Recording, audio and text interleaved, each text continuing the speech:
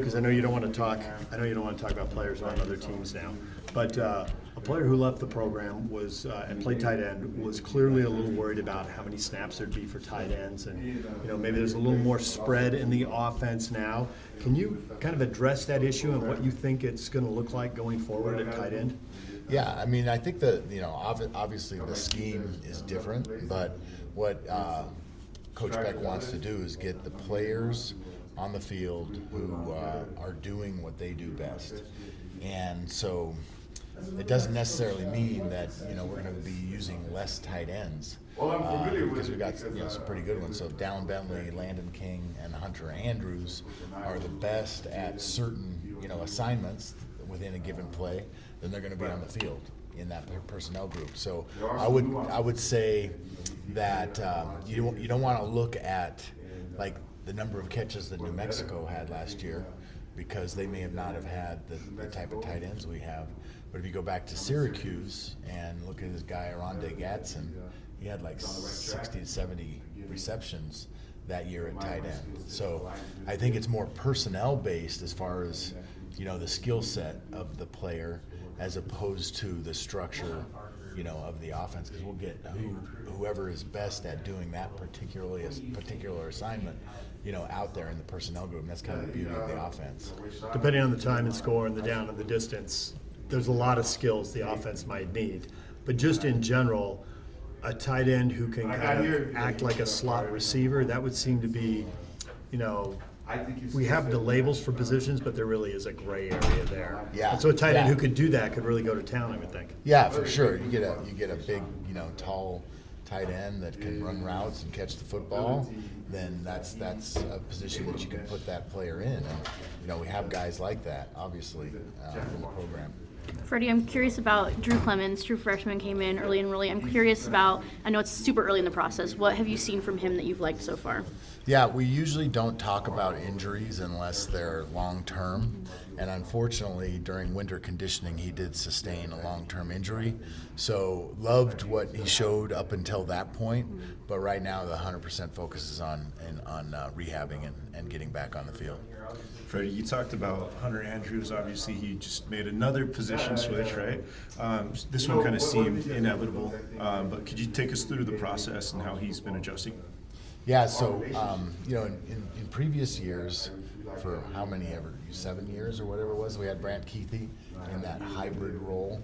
I see Hunter as having a similar type skill set in that, he's a big guy. He's nearly 6'3", he's 230 pounds. He was a really good running back in high school in Texas, just like Brant was. He's very fast and explosive. He can catch the football. So there's a variety of things we could do with Hunter. I wouldn't necessarily call him just a straight tight end. I think he's, if you study the 49ers offense when they had Deebo Samuel, he does quite a bit of stuff that's a hybrid role, or Mike Juszczyk. It's kind of what we did with Brant Keithy in the previous offense, and there's an opportunity to do that type of thing with Hunter in this offense because we think his upside is really, really high. In our testing, he ran a 4.45 40. He had a 37-inch vertical jump, so he's definitely got the measurables and the skill set to be explosive.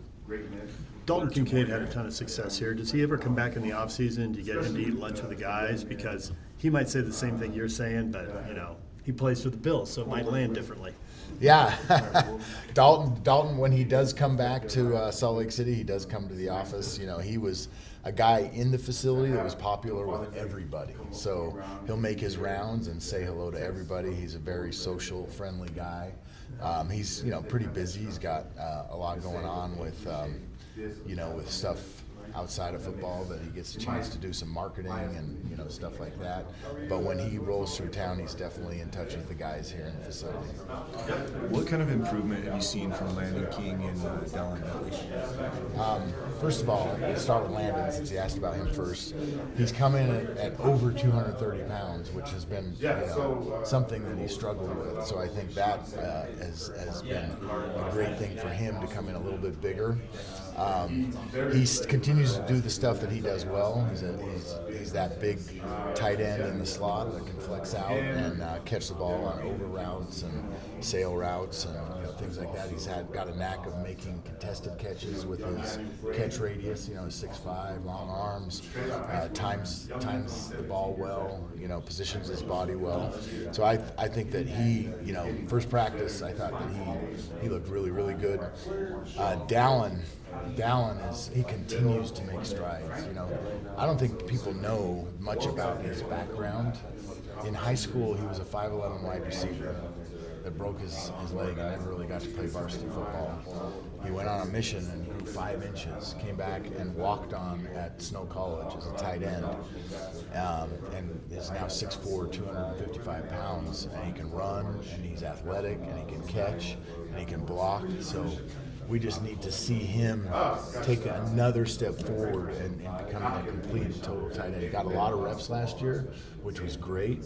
I don't think he was 100% satisfied with the result of a lot of those reps, but he's come in hungry.